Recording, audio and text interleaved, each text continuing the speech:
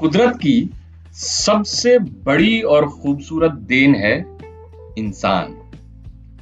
सब जीवों में चार बातें भले ही एक सी हों, लेकिन बुद्धि इंसान को बाकी जीवों में श्रेष्ठ और सर्वोपरि बनाती है, ऐसा पढ़ाया गया है।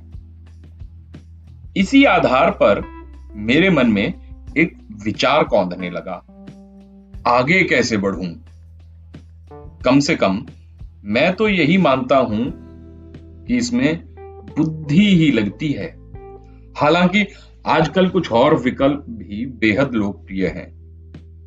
प्राइमरी से सेकेंडरी क्लास में बढ़ना, सेकेंडरी से सीनियर सेकेंडरी, ग्रेजुएशन वगैरह, और जिंदगी भर आगे बढ़ते रहने की दौड़ में बने रहना। जी हां, बने रहना, क्योंकि मैं आगे बढ़ा या नहीं, इसका आकलन तो कोई और करता है। मुझे देखने वाले ही इसका फैसला करते हैं। इससे भी कोई फर्क नहीं पड़ता कि आगे बढ़ जाने के बाद पीछे का कुछ याद भी है या नहीं। आगे बढ़ने के पीछे तर्क ये है कि और साधन जुटेंगे, फिर और आगे बढ़ूंगा। आसपास मौजूद दूसरे इंसानों को अपनी कुव्वत भी तो दिखानी है। आज आगे बढ़ने में इंसान की भूमिका शायद यहीं तक सीमित होकर रह गई है। फिर इस दौड़ में अपनों के साथ बाकी सबको पीछे छोड़ भी दें तो क्या? 2-4 दिन में सब भूल जाते हैं। फिलोसफर के अंदाज में कुछ यूं ही समझाया जाता है, वक्त हर घाव को भर देता है, बढ़ते रहो। ये देखो कि बेनिफिशियल क्या है।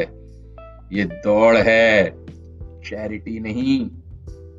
लेकिन जब तक घाव नहीं भरते तब तक क्या? खैर, मुझे तो आगे बढ़ना है, सो फिजूल की बातों में वक्त क्यों गवाऊं? मजे की बात यह है कि आगे बढ़ने की इस दौड़ में कोच का रोल दौड़ने वाले से बड़ा होता है। कोच ही बताता है कि रफ्तार सही है या नहीं। ऐसा कुछ मत करो कि तुम्हारे स्पॉन्सर्स को नुकसान हो। हाँ, होते हैं, आगे बढ़ने के भी स्पॉन्सर्स होते हैं। किसी इंसान में अकेले ही सही ट्रैक और जरूरी डाइट जुटा पाने की ताकत है ही कहां। स्पॉन्सर्स को किन बातों से नुकसान पहुंचता है, इसका पैमाना भी कोच ही तय करता है। भले ही तय पैमाना पहले के किसी स्पॉन्सर या दौड़ में खड़े किसी इंसान के लिए फ्लॉप रहा हो। जब तक कोचिंग के मुताबिक चला तो रफ्तार भी ठीक ठाक लग रही थी, लेकिन जैसे ही अपने स्टेप बनाने लगा तो बिठा दिया जाता हूं। क्या कोच की देखरेख में अपने स्टेप्स बनाना इतना बड़ा पाप है? बचपन में पढ़ाई गई कुछ बातें भी याद आती हैं। मसलन, जिंदगी में आगे बढ़ना है तो अपने से बड़ों का कहना मानो, उनसे बहस मत करो, बहुत आगे बढ़ोगे। नौकरी लग गई, चाहे अनचाहे कोच की ज्यादातर बातों को मानना ही पड़ा, क्योंकि वो उम्र, तजुर्बे और ओहदे में बड़े जो थे। वक्त अच्छा गुजरा, लेकिन आगे बढ़ा हूं ऐसा कुछ नहीं लगा अब तक। हाँ, इतना जरूर बताया जाता रहा कि और अच्छा करो, नहीं तो आगे कैसे बढ़ोगे।